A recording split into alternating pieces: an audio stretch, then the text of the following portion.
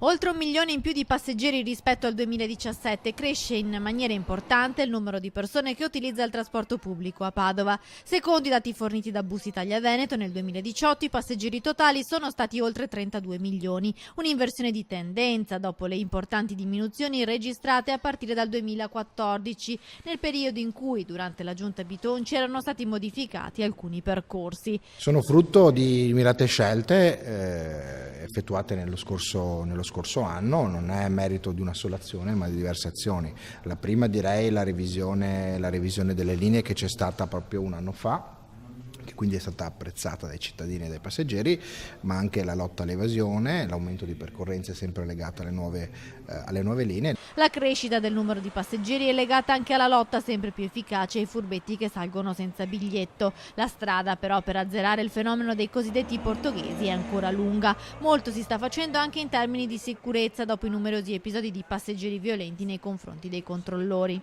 C'è stato già un aumento dei controlli, questo ha portato appunto ad alcuni casi molto spiacevoli su cui stiamo ragionando per cercare di capire come intervenire.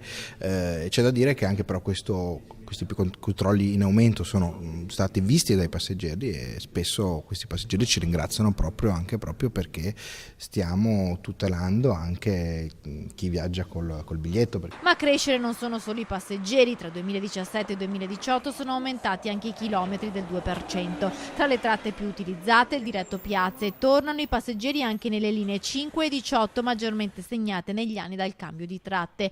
L'amministrazione comunale promette di continuare a prestare attenzione alle tariffe con l'estensione di agevolazioni e intanto prepara la roadmap verso la nuova linea del tram. Abbiamo fatto recentemente una visita al Ministero che è stata molto fruttuosa e sta partendo il bando di gara per la progettazione definitiva e per l'identificazione della parte terminale del percorso verso Volta Barozzo, quindi direi stiamo seguendo il nostro cronoprogramma in maniera molto soddisfacente.